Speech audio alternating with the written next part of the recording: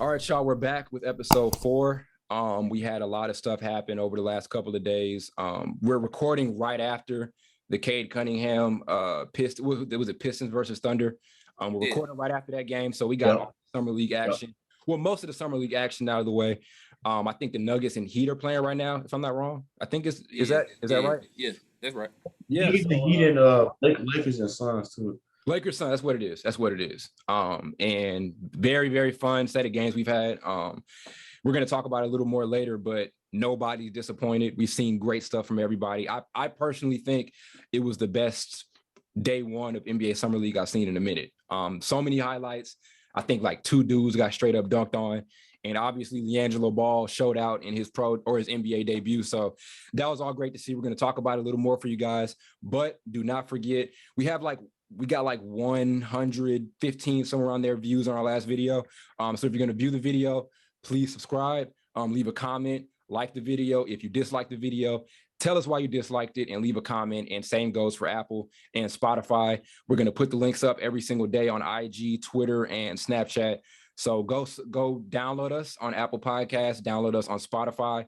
And if you're going to download us on Apple Podcasts, leave a review or a rating. Give us 1 star, 2 stars, 3 stars, 4 stars, 5, however many you see fit. But just get involved so we can keep putting out great content for you all and all of that good stuff. So we would love 5, but yeah, we would love the 5. We would love the 5. But if you feel that it's not worth 5, tell us why. If you're gonna give us less than 5, tell us why at least. Yeah. Because we definitely want to keep making a great show for you guys. So yeah, as I mentioned, a lot of stuff happened. We had some more free agency moves. We had a couple other trades that happened. And as I mentioned earlier, obviously, we just got done with the best games in the summer league so far. Some of the top rookies played already. I think all three picks played already. The first 3 picks played already. So yeah, and we're gonna stick to our regularly scheduled program, and we've got our 3 questions from our viewers, and we're gonna have Carl get us started with those. All right, people. So the first question is from Tellis Jr. on Snapchat. And this question was, what was the steal, trade, of free agency? So I'll take that question and I'll adjust a little. What was the best trades or the best trade? Or the best pickup too? A steal. What was a steal? I think, and we talked about it a little bit last episode, but I definitely think Utah picking up Eric Pascal was a big time steal. And we talked about it in the chat too. And I'm kind of reiterating the points that I made last time, but now Utah can go small defensively. Not only they go get Eric Pascal, but they also went and got Rudy Gay. Those give you 2 guys you can run a small ball lineup with, because as I mentioned last year, their small ball defensive lineup, wasn't great. There were times where, it just wasn't really optimized, so now you're in a situation to where you can go small, and Eric Pascal can be a big time spark off the bench. We didn't see a ton of them last season. I'm not really sure why. I'm not sure if he was hurt. I don't really remember. I think he was hurt. Okay. I think that first half of the season. Yeah, he was. Okay. Yeah, first and the second half. Yeah. Okay. Yeah, but I think if he's consistently in their rotation next season, he can give them a lot of value on both ends of the court. And just for the fact that they got a really nice quality bench player, for a 2nd round pick. And I'm not sure if there was other stuff included in that deal. I think it was definitely a steal in my eyes. And I think it puts Utah a step ahead than what they were last year. It wasn't a big time move.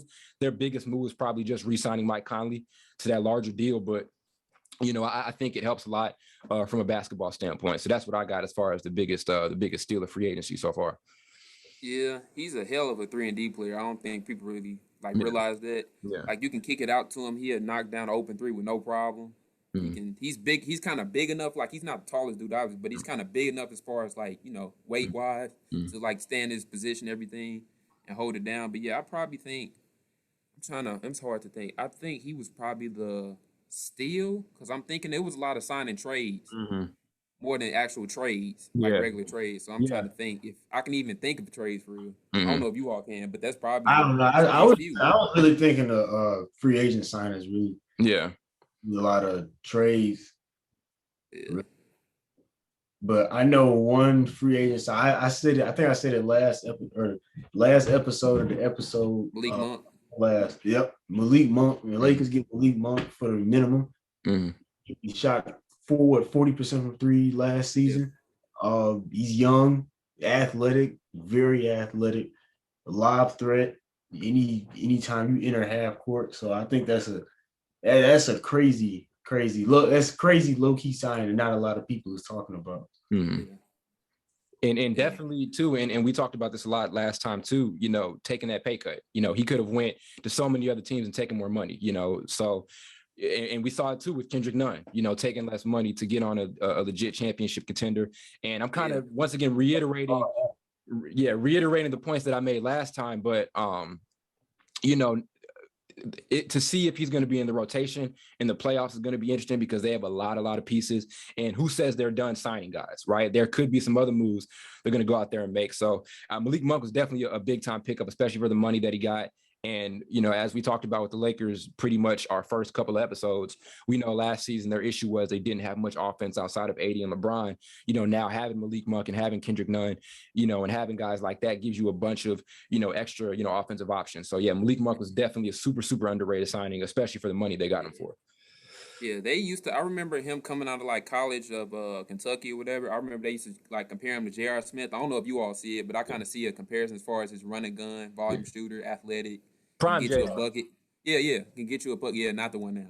Yeah. Get you a bucket when you need it and everything like that. But I think one of the underrated signings or trade signings, or whatever you ever want to say it, free agents, is probably Devontae Graham to the Pelicans. Because they kind of lack a scoring guard at times, especially losing Lonzo, and he kind of improved in scoring department. So they definitely was lacking a scoring guard. Yeah. So he helps them a lot. Yeah, that backcourt, that backcourt is pretty disappointing, with Eric Bledsoe and Lonzo. Like, you talk about Lonzo still kind of developing on the offensive end. And then maybe, I'm just kind of talking a little bit here, but maybe they didn't need him to score or whatever. But you look at the team defensively, to have an Eric Bledsoe and Lonzo Ball backcourt, and for that team to be that bad defensively that they were last season, it was makes no sense. Yeah, like those are two of some of the more premier defensive point guards in the league, but I agree, it gives New Orleans another guy who can put the ball through the basket. And I definitely think for Devontae Graham, he's a big winner out of that. You look at Charlotte now, look how many guards they've got. LaMelo, you got Terry Rozier, and you just drafted James Bouknight, who had a good summer league debut. So I think it was best for him to get out of town. And obviously, like I mentioned, it was a sign and trade. I think it was best for him to kind of get out of town and have a change of scenery. And he, even last season, remember where he kind of got benched for LaMelo, And we talked about that too, even when LaMelo went and got drafted. Is this going to make Devontae Graham become a bench player? He just had that breakout season. Now we're bringing him off the bench. So I think it's great for him as far as, having an optimized role. And this is a team that I definitely think could probably make the playoffs next season out west, or at least the play-in. Yeah, he'll probably go back to his breakout season near those numbers, which was like 2 years ago, basically, season before last. So, yeah, I kind of saw this coming. Either he was going to get traded, sign and trade, or he was going to decide, I just want to leave in free agency sooner or later. Because, like, he's not getting as many shots as he was when he had that breakout year, when he was averaging near 20 and shooting like 40% from three and stuff like that. So, yeah. I definitely. Go ahead. If he had to move, this probably would have been the best situation for him, given who he has around him, proven scorer in Zion and Ingram. Very underrated distributor too. Like that wasn't something that I think a lot of us saw at Kansas. When he was at Kansas, I kind of thought he was like a great college player. Remember Frank Mason was supposed to be better than him. Yeah, Frank Mason too. I remember him. Yeah. But his facilitating is very, very underrated. And he's not the facilitator that Lonzo is at all, but he can definitely hold it down in that department. And we've obviously seen it. He knows how to kind of take a step back. And he'll let Brandon Ingram do his thing. He can play off of Brandon Ingram and catch and shoot. We saw them use Lonzo, as an off the ball player a lot. Devontae Graham is one of the premier young combo guards in the league right now. So as y'all mentioned, man, it was definitely a great change of scenery for him. I think, losing Lonzo, he's a good guy to pick up and have on your roster now. I don't know if he's going to have the same effect as Lonzo. I don't know if he's a better fit next to Zion, with Lonzo, but end of the day, it's a better situation for him. And I think he can definitely, as Carl mentioned, kind of get back to those like near 20-point a game numbers. Maybe he does average 20, and maybe they have three guys who are putting up 20 points a game. And on top of that, I like to see his efficiency go up a little bit more, but we'll see what happens. But yeah, that was definitely another really underrated pickup that not a lot of people talked about. Yeah, it was pretty solid. Where because I forget, what did Steven Adams? Where did they give him up to? They gave Steven Adams up. They sent him to Memphis for Valanciunas. Yep. Okay, yeah. So yeah, they I forgot all about that trade. They got Yeah, a that was very solid team. Yeah. they did. Yeah, Valanciunas can shoot some threes a little Yeah. bit, Yeah. shoots jumpers. But Steven Adams, that's a decent trade for Memphis too, because he's tough inside and get Yeah. rebounds. So it's sort of an even trade. It just depends how you view that. Yeah. It definitely puts New Orleans in a better situation. I think, as you Oh mentioned, yeah. them having another offensive option, It another. don't put Memphis in a bad situation. I'll No, tell you that. it don't. Yeah. Yeah. For sure. But yeah, I think that's about it on that one. Great question, big time question. I like that question a lot. Okay.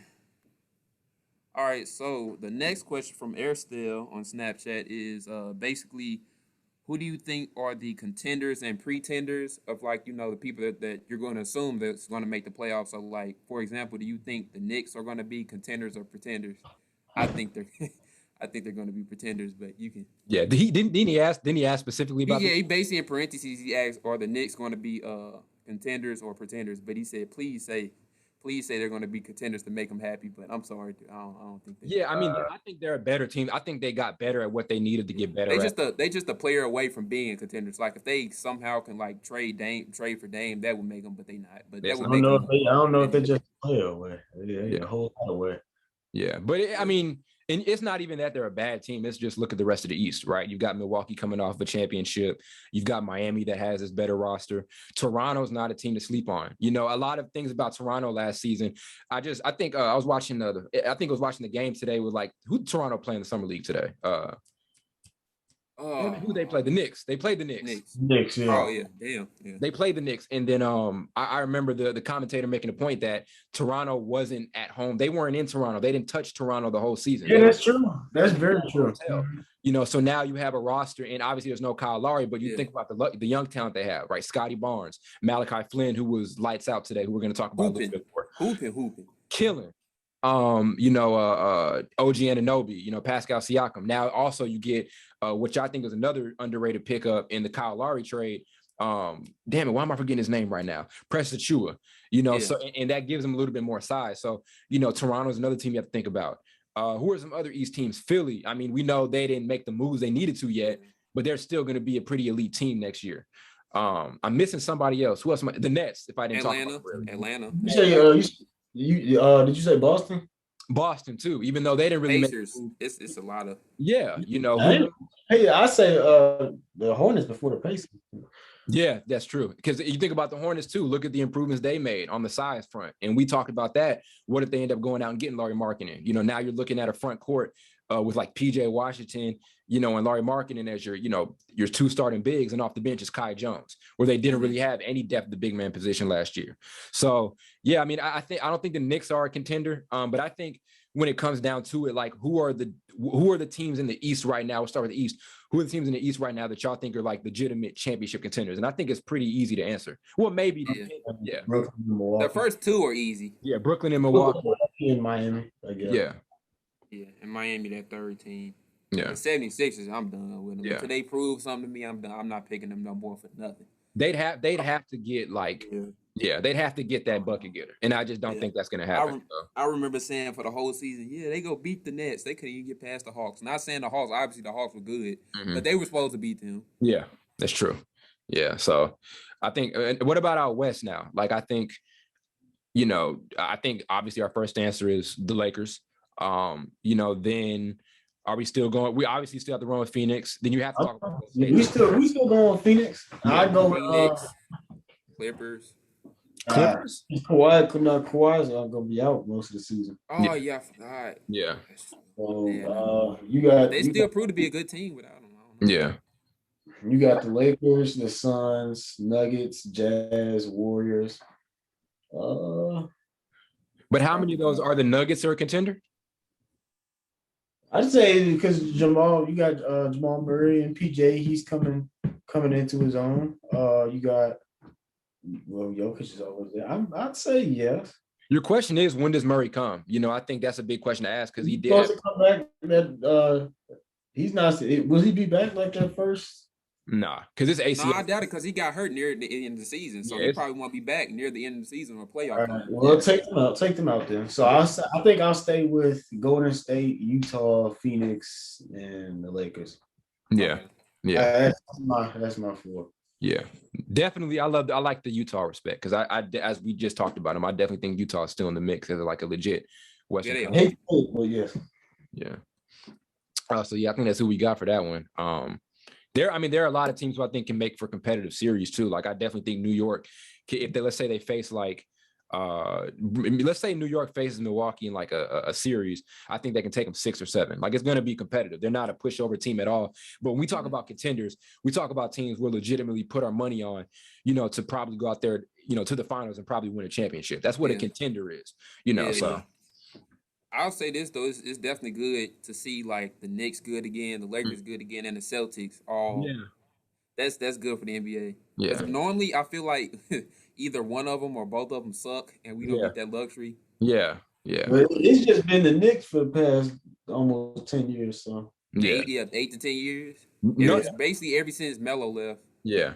Nobody expected them to be good. Like I remember I Yeah. remember saying like I remember thinking they should have started Obi Toppin over Julius Randle because it was like what's the point of like you might as well play around with your young talent, but Yeah, I guess Julius heard you.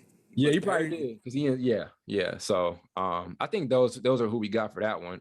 Sorry, the Knicks aren't a contender. They're definitely going to be a good team though. I can see them being like top 5 out east. Just tell them wait for free agency in the next couple years. They might because if you keep winning, somebody gonna want to come there eventually. Yeah, like I think you one of y'all made a point like when the Knicks are a good team, a free agent is going to want to come to play in Madison Square Garden, so that's you're going to get a big time player at some point, just not this season, and just not in the near future. If we had he said near future, if we had to guess, who do you think it would be? Like it's a couple stars I know contracts up in like 3 to 4 years, like Dames is, who else? Depending on who signs it, people like Kawhi is, even if he signed an extension, it's probably 3 to 4 years. Just anybody. Who do you see like in free agency from the next 3 to 5 years, maybe going there? Well, I don't. That's tough because I think a top free agent is going to want to. So let's say Dame. Would Dame want to go in a situation to where the team is like? I don't know. You really don't know because a lot of these guys do the thing where they're like, I'm committed to a team, and then they end up going to like a team that's already established. I don't really know. I say I can see Bradley Beal going there when his contract's up. I can see that. They can pay him a lot. Like you think about them having a lot of cap space over the next couple of years. Only guy who's really on a large contract with them right now is Julius Randle. And RJ Barrett's going to be up for an extension, I think maybe by next season or the season afterwards. But I think Beal, if I can think of anybody, be Beal, Yeah. I say Zion. Zion? Mm-hmm. That's an if. He said, I remember, want to leave. I remember, I think like a year, I think when he was getting drafted, he kept on talking about how much he loved playing Madison Square Garden. No. Yeah. Well, a lot of people do. Yeah. But then the way he was talking about it was like constantly. Yeah. There's also the thing Carl mentioned, a lot of people that like I think his family wants him to be like Shroeder or something like that. Or they don't want him in like none of his family wants him in New Orleans. Yeah. I'm like, can you blame him though? Can you blame like some people like they don't have control over the team they get drafted to, and some of them want to be in bigger markets, especially him. He box office, he can sell his shoes and his merchandise more in New York rather than New Orleans. Yeah. Which isn't nowhere near as big as New York. That's what it is. True. That's true. That's very true. Hey, maybe he should have lowered his stock and went somewhere else. I don't know. Maybe in college he shouldn't have played that good, so he can get drafted second. But that's your fault that you there. I'm playing. That's your fault that you that good, bro. That's your fault. Yeah, nah. But yeah, he been putting too much work in the gym. That's his fault, man. Bro. Yeah, that's on you. I'm playing. Nah, yeah, we'll see what happens. But I think it'll, let's say they go second round next season. Maybe they say this season, let's say they go top 5 seed and they lose second round next year. Maybe the difference between, as Carl said, maybe the difference between them just being a playoff team for the next couple of years and then being a championship team is that one guy. Maybe it's not in complete overhaul of the system. Maybe it's what they have plus that new superstar, and that takes them to another level. So, we'll see what happens. But I mean, at the end of the day, they made some very good moves to build off of what they had last season. I think they boosted themselves offensively by about 10 spots, maybe, to kind of match where they are defensively. So yeah, I think they had a good offseason, or not even. I keep saying good offseason as if it's over with. They had a good couple of weeks, but I don't think it puts them like as a title contender. I would love to see it though. I would love to see the Knicks back in the finals. So that's what I got for that. Okay, yeah. So we can move on to the next question, which is from Ryan Jacobs from Snapchat. And he basically asks, like, what do you think is the best team? Who do you think is the best team for Dennis Schroeder to go to, and how much money you think he's going to take to get him? Like, do you think he's going to take a $20 million a year contract, or like 25, or they might not give it to him because he wanted a lot from the Lakers, and we obviously we can't give it to him. So yeah, where you see him going basically? Well, there's the Boston thing, and I did want to get your guys' thoughts on it. What do you think of Boston maybe like arranging like a sign and trade for him? Like, what do you guys think of that type of situation? I mean, I like it, but does Boston really need another scoring point guard? Because I wanted them to get Patty Mills because he's not primarily a scorer. He can facilitate. Mm-hmm. I had that scoring point guard with IT, Kemba, Kyrie, and you see where it got you. Yeah. I mean, I wouldn't mind it, but it's just fit wise. I don't think it's the best for Boston. They probably still gonna do it, but I think that's very likely to happen. And I think to your point, and we talk about it all the time, there's a lot of the same thing in Boston, right? Like, a lot of, as you mentioned, IT, Kyrie, who else did you say? IT, Kyrie, Kemba. And Kemba. And none of those guys are superb facilitators. As much as y'all know, I like Kyrie. I've never known him to be like an elite level facilitator. Maybe he can if he wants to, but I don't know if that's his thing. Yeah. And I think the hope for Kemba when he got there, the hope was he can find that balance and improve his facilitating. But right now they're not in a position to where I don't think they're in a position to where they can kind of experiment with that. You've had a really good young core for the last couple of years. Now you're in a situation to where you're going to need this point guard who can come in and facilitate as well as score. And Dennis Schroeder is another guy who's never really averaged over 6 assists a game in his career. And he's never really shown he's an elite facilitator, even when the Lakers got him. LeBron is still your primary playmaker, so I don't know. As you mentioned, it's still a scoring point guard, and he'd probably be the worst out of the last 3 or out of the last 4. Like if you're comparing Kyrie, Kemba, and those guys, he's at the bottom of the totem pole. So he'd have to show that he's a really good facilitator for me to think it'll work. But it'll probably happen. I think it's very likely to happen that he goes there, but I don't think it's the best fit.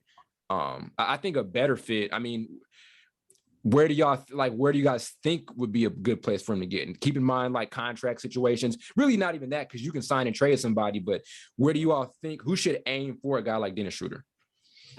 Really? Yeah. That's actually smart. That's smart. So you can't most definitely can't get Dame. Most definitely can't get Dame, so you might as well try to get him. They're trying to, I'm not going to go too much into this, but they're talking about trying to get Dame and not trade Ben Simmons. I'm like, that's so dumb. Yeah, no, I think Philly's interesting. And your question is, do you trust him enough to be like what do you, he's a third, is he a reliable third option scorer, Carl? On like a legit championship contender? Yeah, he can't be. He's a third one, but it's just like sometimes it's like, I don't know. He's like one of those players where, hasn't he made an all-star? He hasn't made an all-star team. No, He's like a borderline. He's better than a role player, but he's right underneath the all-star. Yeah, those type of players are hard to evaluate for real. Like you don't know what to get from him when they start playing good. Like he was playing good with OKC. We didn't expect him to play that good, and then we expect him to play that good now. He was kind of wishy-washy throughout the whole season. So you really don't. Yeah. Do you make a sign and trade for him? Because the Celtics, they have a lot of the same talent as far as scoring, just guard/forwards. Yeah. They really aren't really great at passing. That's the problem. They need like a true point guard. They really need Lonzo. They need him. I don't get why they didn't try to get him, but they just need Celtics just need a good point guard that really, like, he can score a little bit, but they need a good point guard that knows how to set the offense up. And they probably just need a skilled, I guess they got Al Horford back, but they need more of a skilled big man to me. Like, they can score a little bit, but those are extinct now in the NBA for real. It's not too many of them. I mean, I also throw as a team that should probably look for him is maybe the Mavericks. I think I mentioned it to you, Carl. I was just about to say that. I think I mentioned there was something I read, where it was a Josh Richardson signing trade, between himself and Dennis Schroeder. And to me, the advantage is this: you get Josh Richardson, you get another 3-and-D guy. I don't know how much he's going to be in your playoff rotation, and he hasn't really lived up to like expectations the last couple of years. Like he had a stint from Miami. From Miami, he was real good. Yeah, and then he had that stint in Philly. I think it was one season in Philly, and he didn't really live up to expectations. Then Dallas goes out and gets him, and then he didn't really live up to those expectations. So But if you're, with the Lakers, I think it can be like a revamp. Maybe he can return. He's kind of riding off of his reputation that he had in Miami as like a really good 3-and-D guy. So, I think if you're the Lakers, why not take a shot at it? And if you're who did I just mention the sign and trade? Who has Boston? You say Boston? I think I said the Mavericks. The Mavericks. Not the Mavericks. Yeah. He's not Boston, even on the we was talking about are you talking about Josh Richardson? Yeah, that one that's still going. I'm tripping. That's still going, taking him to the Celtics because Richardson's on the Celtics now, isn't he? No, he on the Mavericks. I thought he's still with the Mavericks. I don't think. Wait, no, he may not be. Because I remember him signing something. No, hold on. That was Tim Hardaway that signed that extension. He's with the Celtics. He is. Yeah. But never mind. There are still situations where you could make a sign and trade work, with Dallas, and I think Dallas is a team, and we always talk about it. Luka kind of needing a guy to play off of him, and be like another reliable scorer. We love Tim Hardaway Jr.'s game, but he's not a second out. I think they just need more offense out there to kind of complement Luka. Were you gonna say something? Would you trade? I forgot all about Porzingis. Yeah. What happened to him getting traded? They was making all noise for that. Yeah. I wouldn't. If I'm the Lakers, I ain't trading for him. No, I'm saying not the Lakers. I'm just saying in general, just the Mavericks like trading away Porzingis. Because remember they was talking about that for the longest. Yeah, that's still up in the air, and you can and think about that too. That could free up money if you go trade out Porzingis. Maybe up your defense a little bit and get some more guys to surround him as a shooter, and then bring in Shroeder. There are a lot of good situations. I like the Mavericks situation a lot because now you have two legitimate 18-point or more guys to surround Luka with out in the perimeter. And I know Porzingis is like an 18-point a game plus player, but still it's a big contract, and he wasn't showing it. Yeah, that's what I'm saying. It's not really, he's not really living up to his contract. So yeah, I mean, it depends. I like the Mavs getting him. I'm not a big fan of the Celtics getting him. I'm trying to think of some other teams. I think Philly's a decent possible destination for him. Who else could use another? Because it's not even about who else could use another score. Because he's a guy, a contender would want. I'm trying to think who else could use him. Some names out there. Nate's got too many guards. Yeah. Indiana. Nah, I was about to say Indiana, but that's kind of weird. Because you got Malcolm Brogdon and Karis LeVert. Yeah. I'd say those are probably the three top. I think those are. Spurs got guards. Yeah. Yeah. Spurs, And that just if the Spurs get him, that just puts him in a really weird situation. We sign him. I don't know. Maybe he gives you a veteran presence, but is he is he a proven vet? You want in the no, he's still in the 20s. Yeah. So yeah, I don't know. I say Dallas is probably my favorite. Then there's Philly. I like that you mentioned them. And then my last is Boston. Boston's probably the most likely to happen, but I don't think Boston would be a great fit for him. No, Sacramento got 20. Yeah, Sacramento way Sacramento. Yeah. Sacramento. I meant to bring up the Ben Simmons to Sacramento things I've been hearing. What do you all think about that? I mean, I don't like it. I personally don't like it, but you all heard it. If it brings you back like a Buddy Hield or whatever, then I guess. But yeah, it's random. But yeah, I mean, it definitely puts both teams in a better situation. Like if you have Buddy Hield in that, I know it's a little off topic, but if we have Buddy Hield in that, bringing him back, that's a guy next to Tobias Harris, and Danny Green who can give you shots out on the perimeter, and then if you're Sacramento, maybe that could be the difference between you being a sub-playing team to maybe being a playing team, So yeah, a lot of interesting trade scenarios out there. My additional question to y'all would be, what do you think Dennis Schroeder's yearly value is? Because there's a lot of talk right now that he's not this and he's not worth that. Is he a $20 million a year player? Because no. He's not a $20 million a year player? No. I say 14, 15. That's way too low. That's too low. I can't say that because Tim Hardaway making 25. 14, 15. How long? Times what? 3-4 years? But 14, need to be making 20. 14, 15 is like damn near Kyle Kuzma. He's better than Kyle Kuzma. Yeah, and Dennis Schroeder's almost averaged 20. Even in last season wasn't a bad season from him. Okay, all right. Well, it was solid. It was a solid season. Yeah. I don't know about giving. Yeah. I don't know about giving him 20 though, man. I think you giving him 20 over how many years? maybe 20 over how many years? 4? I don't know. Yeah, I'm not sure because Uh, 84 that's million. 80. That's 80. That's not, and that's what the Lakers offered him. Because my thing is this, and I talked about it a little bit. It wasn't a bad season from him at all. You know, like it was, as I mentioned, the efficiency wasn't where it needed to be. He'd be appreciated more if the Lakers got deeper in the playoffs. Just a bunch of unfortunate stuff happened to the Lakers. And whenever that happens with the Lakers, somebody's going to be the fall guy, right? Remember, everybody's acting like Danny Green wasn't a good NBA player for like that whole offseason because he screwed up a couple of times. Or they act like Kyle Kuzma is just not, they just forgot about the first 2 seasons with Kyle Kuzma. So whenever the thing with Lakers fans is this, not you, Carl.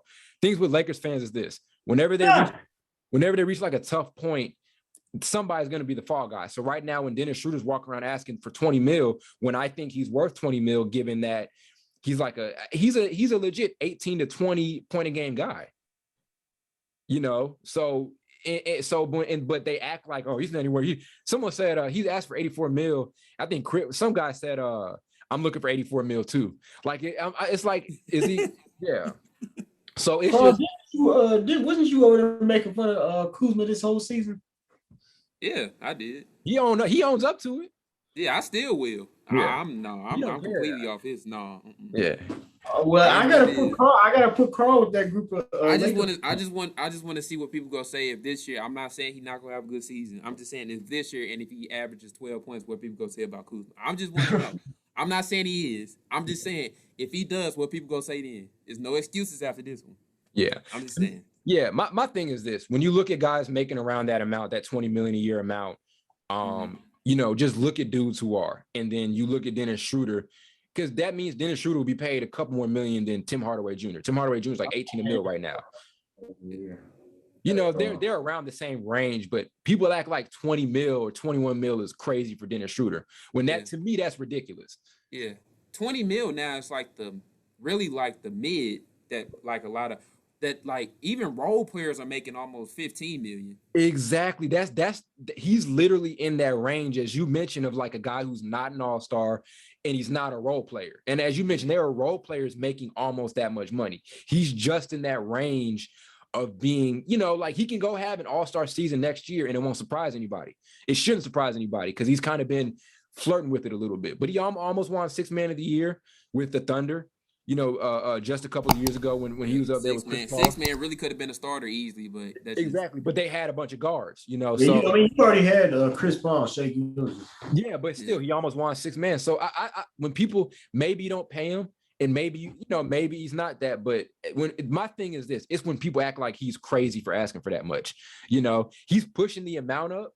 But I'm like, and I think it's crazy for him to ask the Lakers that because the Lakers are like, well, are we going to pay you that much when we think there are pieces out there that are probably cheaper that'll be better for a championship run? He's not really a floor stretcher. He's not a great 3-point shooter, you know. So he may be crazy for asking the Lakers for that amount of money.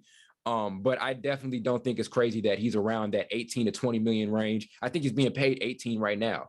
That's just it's like a couple million over. I don't know what his current contract is, but that's like a couple over what he's making right now. 16, 17. Yeah, like is a guy crazy for asking for more money than what he's making in a free agency year?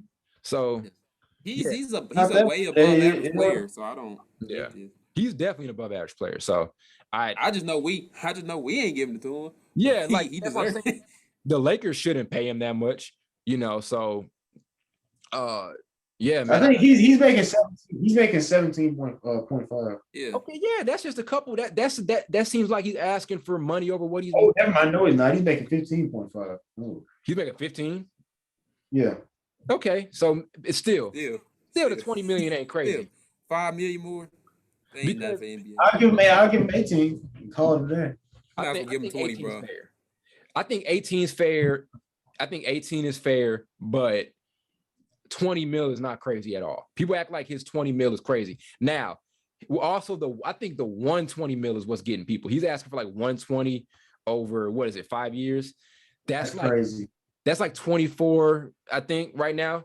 So maybe that's crazy, but it's legitimately people. But I remember when they offered him the 84 million over the however many years it was, and people were saying, "Oh, he's not even worth that much." You know, no, I think he should have took that. He should have took that. I agree. He took it. I'm kind of glad he didn't though, because now you look at the moves the Lakers just made. Yeah. I don't think we could have made the moves if he accepted. Yeah, but no, I definitely think a lot of his value, a lot of his perceived value of himself as a player is based off of what he did in OKC too. Like his perceived value isn't based off of what he did last season in a really bad year for the Lakers. Not a really bad year. Yeah, it was a bad year because their best players were hurt for most of the time. So his value isn't derived from last season. He's looking at his best self that was just a season before in OKC. You know, he just wasn't up for he wasn't up for free agency around that time. You know, so wait a minute, did he? How'd the Lakers get him? I think he was a free agent. He was. Yeah, we signed him on a 1-year deal. They did. Yeah. Yeah. With the second year being with the year after being a player option or whatever. Okay. But you can. Yeah. Yeah, but is it like I'm pretty sure he's restricted. Yeah, true. So my thing is, did he deflate his value last season? No, I just think the Lakers had a bad year. I don't think we should think less of any Lakers player, not even LeBron James, because there are people who are doing that. So, you know, Blake is, but yeah, no, I just think the Lakers had a tough year, and I think he's kind of the fall guy, and he's going to be the guy they're going to make jokes about. You know, Lakers fans are rough. Like I said last time. But like I said last time, when you take success away from somebody for a long time, they don't know how to handle it when they get it back. So that's the thing with the Lakers. They were crappy for a good amount of years. Now, when they screw up a couple times, you know, the dude who messed up is like, it isn't, you know, this dude's ass or whatever. You know, that happens all the time. That's a great way of putting it. Yeah. So he was the fall guy for the Lakers' crappy season. It came down to him. No. Todd, what you be asking me? Cause he be making fun of your team all the time. I mean, I do too, but at least I have a team. I don't even know his team. So we don't know. You are literally. I've said this at least 4 or 5 times. You know, this is the third. This is now the 4th episode we've asked you this, and I told you it was the Hawks. I don't buy it. Yeah, because it was the Rockets the other year. We were in the dorm. We were FaceTiming you, and you said it was the Rockets. What's going on, bro? I can't have 2 favorite teams. No, because see, you don't say the Rockets now. Okay. Nah. I can't have 2 favorite teams. Bro, you can't. You don't even have a favorite team. You have a favorite player. Yeah, I ain't so honest about it. A lot of people do that. At least he's honest. Oh, but you calling me? You can't. Did he even say the Rockets was his favorite team? Now he even mentioned. He just said the Hawks. I said okay. All right. For the record, the Rockets and the Hawks my favorite team. Okay. See now. Okay. All right. We'll keep it at those 2. You cannot change that ever in your life. I haven't changed it. That's what I've been saying since high school. It was the war. Just letting people know it was the Warriors. No, it was never the Warriors. It was never the Warriors. All I said was I like seeing them dominate the league. I never said they was my favorite team. He's honest about that at least. At tie. Okay, whatever you say, buddy. Yeah. So we've got that down pat. I think we all agree he's 18. I think the value for Dennis Shroeder is 18 to 20 mil. Maybe the 120 over, was it how many 5 years was too much of an ask. Mm-hmm. But like I said, I can't blame him because his value of how he is a player, I think, is perceived because he's had a really good career, you know, and I think he sees himself as like a borderline all-star player. And like I said, I don't think if he woke up next season and became an all-star, how many people are going to be like, oh my God, Dennis Schroeder's an all-star? No, it's not going to be a Julius Randle situation where we're just flat out surprised that he becomes one. You know, if he wouldn't have a breakout year next season, no one's going to be surprised, you know, so. Wouldn't be surprised just a little bit. I mean, I'd be surprised, but it's not going to be like Dennis Schroeder. It's not going to be like that. It's not going to be like, oh, Dennis Schroeder is an all-star or whatever, you know, so yeah, that's how I look at it. But I think 18, 20 mil is his range. Dennis Schroeder isn't crazy, and I hope he finds a team that would want him. And there are definitely a couple of contenders who could definitely take a look at him. As Blake mentioned, Philly was one I did not consider at all, and I think that's very interesting. Golden State's been thrown in the mix too. Don't do it at all. Don't do that. Yeah, that doesn't make sense. Hey, Ty, I asked you this. Before you all got Spencer Dinwiddie, would you have taken Shroeder? I mean, here's my thing with that. I don't care. Like if they would have done it, it's cool. But it just puts us in the same position, you know? Yeah, that's true. It doesn't do anything for us. Like, what are we building from there? So, yeah, that's how I look at it. Yeah. He opened up his mouth. He must want to laugh. He always, every episode he does. At some point, people, that's all right. That's all right. But yeah, You that's can't all call me. You was gonna laugh too, Carl. Oh, no, what? no, Was I? Oh, you was gonna laugh too. You was finna laugh because he saw you over there giggling like you always do. So yeah, so that's what we've got for those questions. Great questions. We spent a good amount of time on those. But I do want to take a little bit of time to talk about the NBA Summer League. It was crazy. It started last week. We had a couple of games that we didn't even know about. I remember like telling at the last minute, telling them, "Oh, there's some games on right now." At 10 o'clock. At 10 o'clock. The weirdest times. But there was some impressive stuff so far, and we'll kind of just name one and we'll talk about them a little bit. But let's start with Blake. Who has been the most impressive so far? And I think most guys have either played just 2 games or 1 game. So out of, whether it was today's Summer League action or last week's Summer League action, who was your favorite rookie or performer so far? I'd say Scotty Barnes and Jalen Green. Talk a little about Scotty Barnes first. I think I told you he had 18, 10, 5, I think 2 steals. Mm-hmm. Energy. I think he was taking threes too, taking them, making them too. Mm-hmm. So that kind of, I wouldn't say that puts those he can't shoot those little questions to rest, but he's definitely showing that I have this 3-point, I have this shot in my arsenal, and I'm not afraid to use it. Yeah, I think he's gonna fit in very well with that team. A lot of energy, high flyer, very athletic, big, long, can defend, basically 1 through 5. Mm-hmm. He showed a little bit of that today too. So I think he's gonna do well. And Toronto was one of the most underrated teams when we talk about developing young talent. Like you look at Pascal Siakam, you look at Fred VanVleet, you look at what we're seeing Malachi Flynn become. We look at OG Anunoby. That's a lot of names right there. Who knows what they do with Precious Achiuwa this coming season. Now you have Scotty Barnes. You're already a good defensive team. He's going to make you much better defensively, and you were already a good in the last couple of years. And you mentioned it, man. I think his offense and his level of comfortability on that end was really good. He was taking shots, as you talked about. There were a couple of times where he kind of got the ball like in the mid-range area, and he was, I think, I don't know if you saw it up and under he did. I think it may have been for an and one or something. But the confidence was there and the energy was there and his leadership was really, really good. I think he's definitely going to blend into Toronto. We talked about, wanting Jalen Suggs to go there. But now you look at performances like like today. And then you're like, oh, wow. Like think about the core they already have and how great they are at developing young talent. And this guy's raw offensively, but he's got such big upside with his ability to pass. We saw that a couple of times tonight too, or today too, his ability to defend, the rebounding, the cutting and scoring in the paint. It's great stuff from him. So I'm definitely impressed by what he was able to do. You're going to say something, Carl? Yeah, he's definitely like a comparison. He's probably a little bit more offensively oriented more than Draymond Green a little bit at this stage. Yeah. But it's definitely some comparisons to him. Like I can definitely, there's like so much alike. Mm-hmm. But the ones for me, probably Jalen Green. Let's go on Green for a little bit. Yeah, Jalen Green, his game is smooth. Like he was getting into the lane, knocking down jumpers, hitting jumpers from 3, 2, into the hoop fast. He got some handle on him. He athletic. He kind of reminds me of Paul George a little bit. Yeah. He's smooth. He's kind of smooth, just like Paul George. So I can kind of see some of that in him. Who else? I want to talk about Jalen Green for a little bit. Okay. Yeah, you can. No, his performance, I think, may have been the best. Would y'all say it was the best out of the summer? Yeah, league? It was the best because he started off a little bit slow, but he picked it up. He definitely picked it up, and then he had that streak like in the third quarter where he had like 2 straight 3-pointers. So his scoring was on full display. He was hitting the step back jumpers. We saw that nice left-handed finish in the lane. And then one underrated part of his game that I think he has a ton of upside with, and I talk about defense a lot, but when he's motivated and when he's going on those big scoring runs, or let's say his team's going on those big scoring runs, we see when teams go on big scoring runs in the NBA, that turns into elite level defense. We saw him do that. I remember he got a big bucket, comes right back down and gets a major stop, like in the third quarter.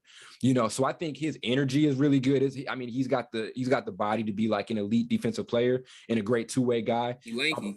Very lanky. And I think if he's able to get into those situations where he's knocking out a bunch of shots, where he's having a hot night, he can give a major defensive edge to Houston, where they didn't get a ton of that from like Kevin Porter or whatever. I think he can be a great not only scoring compliment to Kevin Porter, but we talk about teams wanting to have great defensive backcourts. We talk about Portland.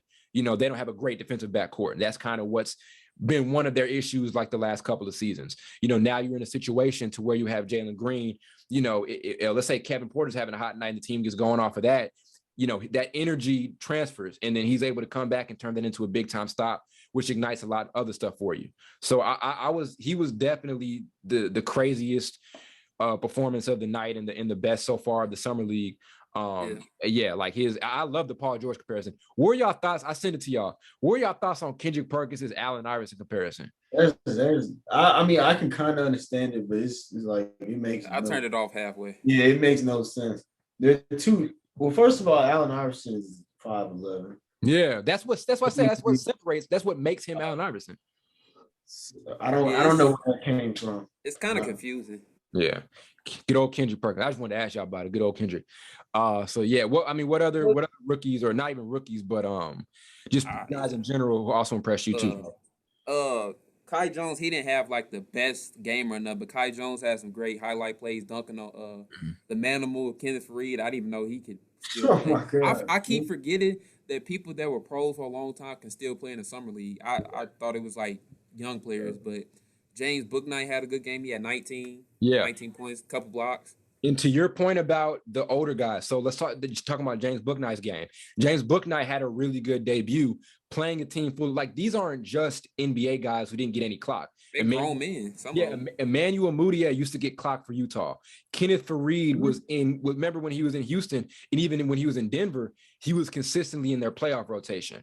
Michael Beasley has almost averaged 20 points a game in the NBA a couple years. So James Bouknight was doing this against quality, proven NBA players. He wasn't doing this against a bunch of guys who are just trying to find their way in the league, but he's not doing it against a bunch of guys who just haven't had an opportunity to shine. You say, they're pros. That's very encouraging to see your young player that you drafted, and he can score against people that've been in the league for a while. Yeah, absolutely. He was definitely impressive. I think the interesting thing about Bouknight too is how well do you guys think he'll fit, with Charlotte, given their current backcourt situation? We talked about how they got rid of Devontae Graham, but you still have LaMelo Ball and Terry Rozier. Do you guys think, just having those two guards heavy in their rotation, do you think there are going to be issues, with him finding rhythm or whatever? It might be. It might be the situation where it's like it's not enough balls and he might want to get more shots, but they might figure it out. Mm-hmm. But somebody's going to have to take a back seat between those three. And LaMelo's not a bad guard to take a back seat. He's like one of the better facilitators. He'll pass a lot. He can care less if he averaged 20 points. He want to get those 10 assists. Yeah. For real. And then there were some situations, and we talked about Graham leaving and it being a better situation for him in New Orleans. But there were some situations last year where those guys could kind of coexist on the court together. We've seen 3-guard lineups work. I didn't know how the Chris Paul, SGA, and Dennis Shroeder 3-guard lineup was going to work at all. Now, look back at it, that season, that lineup that had those three in the perimeter, that was like the best clutch lineup in the NBA. So maybe they can make it work. And I think it's a good challenge for James Borrego. Am I saying his name right? The head coach's name? Yeah. Borrego. Yeah. I think it's a nice challenge for him. And he had a little bit of time last season to kind of work that through. But I'm interested to see what happens with it. I definitely think, and Blake mentioned it's not going to be an issue for him at all. I definitely think they can probably make it work. It'll be an interesting fit. I think, also you mentioning Kai Jones too, like Kai Jones's energy, was big time. That first play, I remember I think one of the first plays of the game, I remember texting y'all, this is a physical game. Like one of the first plays, he was down there in the paint and he looked like he wanted to dunk on everybody like the first 3 times. That's what I'm saying. Yeah. And he ultimately got the opportunity to do it. He killed somebody today. Who he dunked on? Kenneth Faried. That was committed murder. I said he committed murder without pleading guilty. Yeah. Got away with it. He sure did. But yeah, no, they drafted very well, and I'm interested to see how Bouknight turns out, and how he fits with LaMelo and Terry Rozier. And who knows, maybe, as Blake mentioned, he doesn't, have any issue, blending in there. Maybe he can show the ability to kind of come off the ball a little bit. Maybe LaMelo's distributing, helps put him into good positions. Maybe they work out lineups to when, Rozier's off the bench or Rozier's on the bench, you bring in Book Knight and you kind of let him and LaMelo run a little bit. Because LaMelo, his first couple of games of the season, he was kind of coming off the ball too, and he made it work. So who knows? We'll see what happens. But Book Knight was definitely balling, showed some good stuff defensively too. What were some other names? There was a bunch of good stuff we saw. I got another. I just thought of him. Jericho, he was doing it. Yeah. Who just Jericho Sims. He said Jericho Sims. Yeah. And Jericho Sims, another interesting one. We'll see if he's going to be in New York's lineup. He's basically almost the same player Mitchell Robinson is. So we'll see how that turns out for him. His athleticism was really, really good. He had another big time dunk. I think he can be a major pick and roll guy. But I do think that Knicks lineup is going to kind of be tough to crack. You think about how tough it was for Obi Toppin to crack that lineup last season. Somebody also made a point. Should have been playing. Yeah, like when New York realized they were actually good, he kind of fell out of the rotation a little bit more. He got some clock time in the playoffs, but he didn't really get to show off their full skill set. So maybe we can kind of see Jericho Sims in that similar situation. Because let's name all the guys New York is going to consistently have in their rotation: Derrick Rose, Kemba Walker, Julius Randle, Alec Burks, RJ Barrett. You said who? Mitchell Robinson. Yeah, if he's back and healthy. So, we'll see if he's going to be Obi Toppin, Emmanuel Quickly. So that's 8 guys right there. So we'll see if he's able to crack, a consistent lineup. But even talking about not just rookies, there are a couple other ones I wanted to mention, but also some second-year guys who showed a lot of great stuff, like Malachi Flynn. He was insane that game against New York. He was probably the best second-year player that was playing. Yeah, like as far as having game-wise, yeah. Yeah, and then his maturity is off the chain. Like, he doesn't play like, and I don't know how many years did he do. I know Blake probably knows this. How many years did he do at San Diego State? 3. He did 3. So he plays like a veteran point guard, and when he was in those times where, Kyle Lowry wasn't in the lineup or when Fred VanVleet wasn't in the lineup, he showed a lot of great stuff during the regular season. So though, he's one of those second year guys who comes in here and takes advantage of the opportunity. Carl, so I think, or Blake posted something on Twitter about Peyton Pritchard. He was really, really good with the shot making. Question: if you're Boston, do you experiment with having Peyton Pritchard as your starting point guard? I mean, not if you want to make a deep run to playoffs. If you don't have a choice, I would. Like, if you don't sign anybody or trade for anybody. You trying to make a deep run, so not yet. Not there yet. No. Yeah, but it was a bunch. Even Isaac Okoro, had a couple of really, really big good. He looked good. Yeah, So yeah, I mean, the second year guys were on full display. There were so many reds, it's countless rookies we can kind of go in on with it. Yeah. It's one rookie I want to talk about, though. Jalen Johnson had a pretty good game. Yeah, he had 20. He had that block. Mm-hmm. Like, he wanted to tear down the backboard when he was chasing the dude down. Yeah. He's stupid athletic. Very athletic. Blake and I talked about him a little bit too once, about the Duke situation, and him kind of just leaving out. And I think for some scouts, I think Blake talked about like some scouts were kind of scared away, with that. I think he was like projected top 10, I think, before that. For sure. Like, you look at his talent, I remember Corey Kispert was like projected top 10, and I'm not saying anything bad about Corey Kispert. Carl will say something bad about Corey Kispert. But yeah, but I remember Corey Kispert was projected top 10. I'm like, well, I know Jalen Johnson is like way more upside than Corey Kispert. No, all due respect, but no, yeah, I think, you talk about his ability in transition, solid ball handler. He showed some great stuff on the passing, the passing side of the game. I remember he had like a possession where he was, in like the right block, and he made like a high-low pass. Defensively, I think that's the biggest thing, is his ability to defend at a high level. He's not going to be a starter first year. They're pretty full as far as Cam Reddish and DeAndre Hunter goes, but as a rotation guy, he's going to be really, really, really good for them, especially defensively, where they were already pretty solid under Nate McMillan. He can be a major spark for them off the bench there. Blake, I want you to kind of talk about another one of your favorite guys that you talk about all the time. Sharif Cooper had himself a pretty good first game, and talk about him a little bit. Yeah. I mean, he did all right as we expected.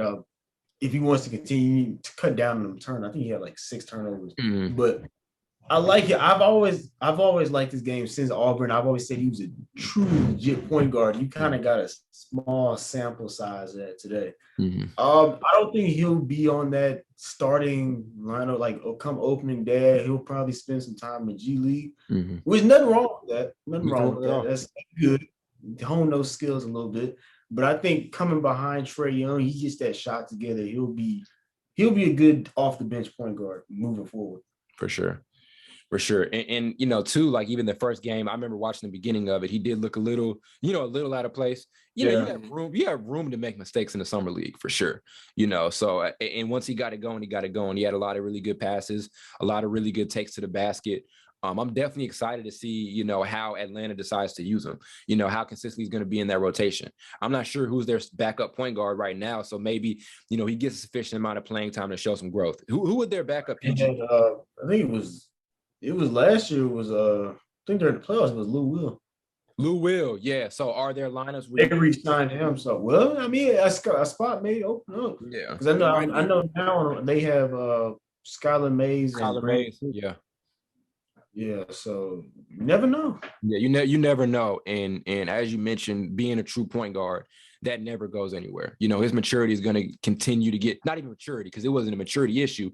I think it was nerves for him, you know, so because he was getting beat up a couple times. And there was a guard. It is some of these players' first games, I think. Yeah, exactly. You know, and you just also think about the rookies too last season, how hard they had it. They didn't have a summer league. So you see how hard it is for guys to adjust or just make that switch to the summer league now. Imagine being drafted and 1 month later, your first game is against LeBron or your first game is against Kevin Durant or something like that, or Kyrie, you know?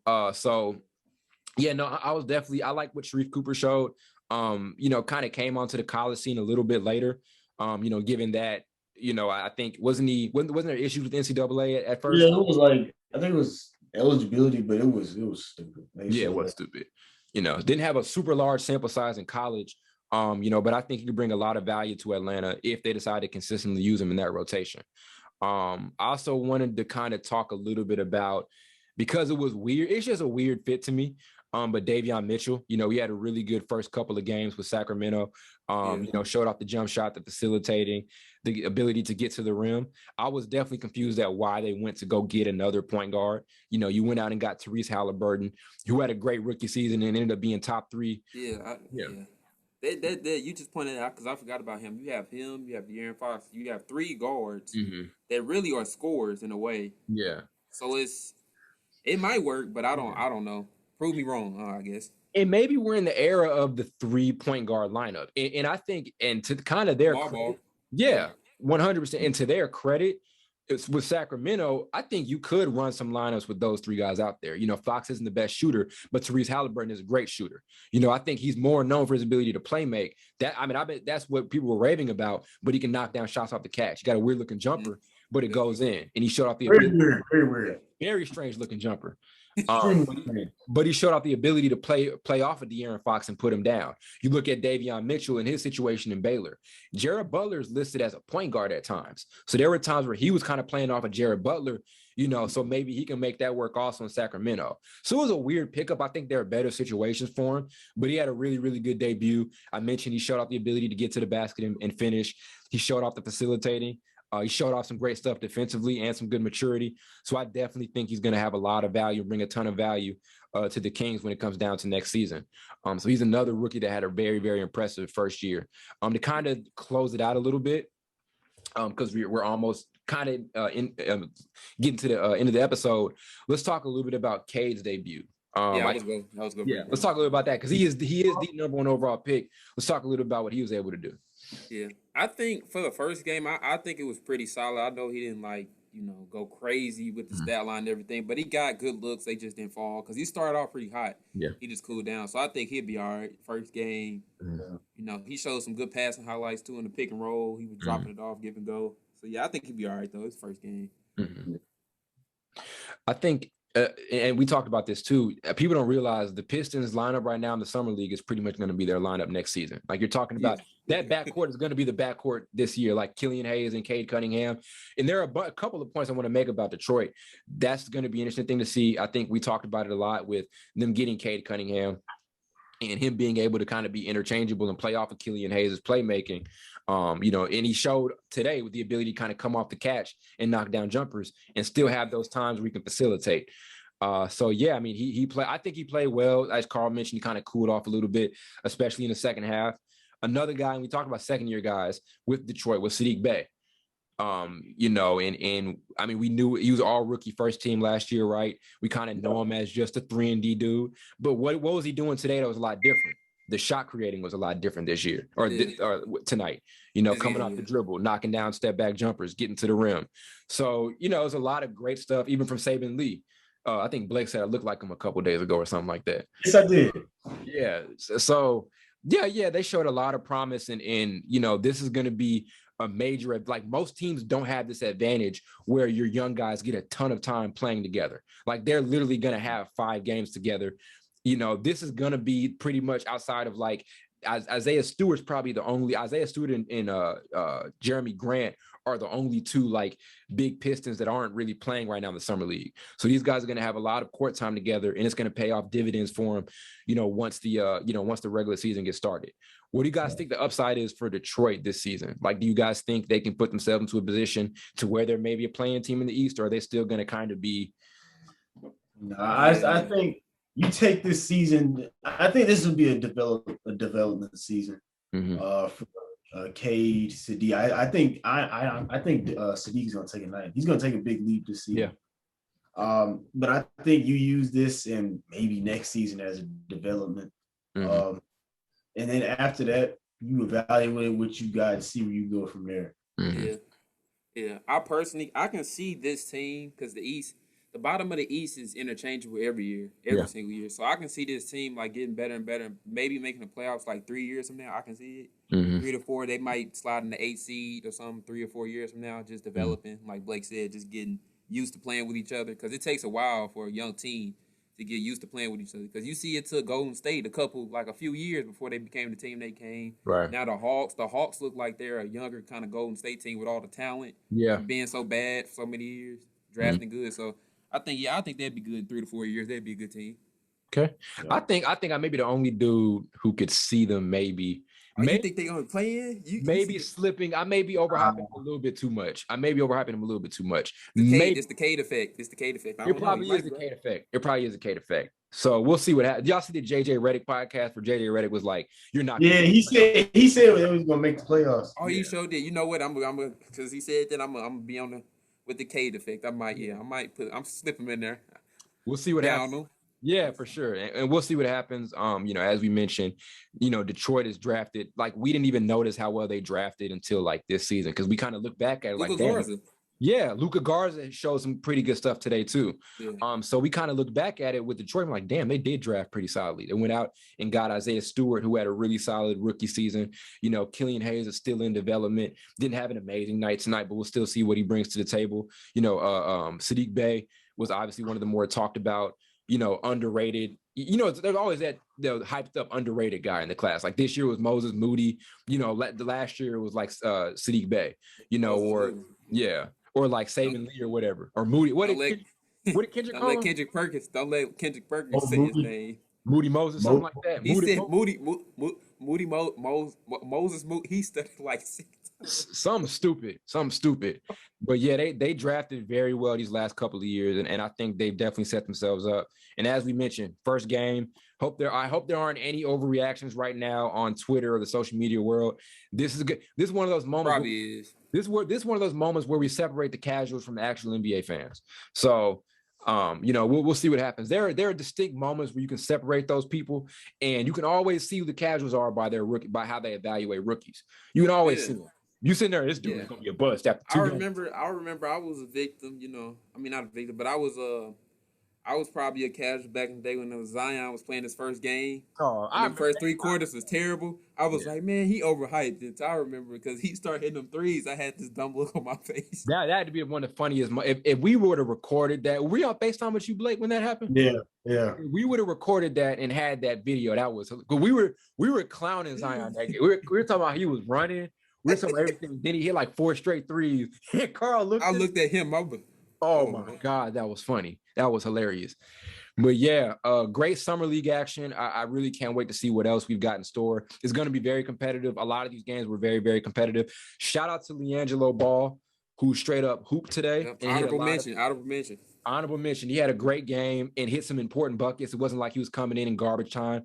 But yeah, that's what we've got, and hopefully we can talk a little bit more about some summer league action later on. But that's what we've got for you guys. Great questions. Keep sending them in. There were a couple questions that we got that we're probably going to carry over from today to our next episode is going to be recorded on Wednesday. But as I said, if you're listening to us on Spotify or Apple, download us, leave a review on Apple. And if you're going to watch us on YouTube, subscribe, like or dislike, and leave a comment. Blake dipped out again. We'll be fine. But that's all we got for you guys. And we will see you all with another episode on Thursday morning at 9 in the morning Central Time. So see y'all then. See you.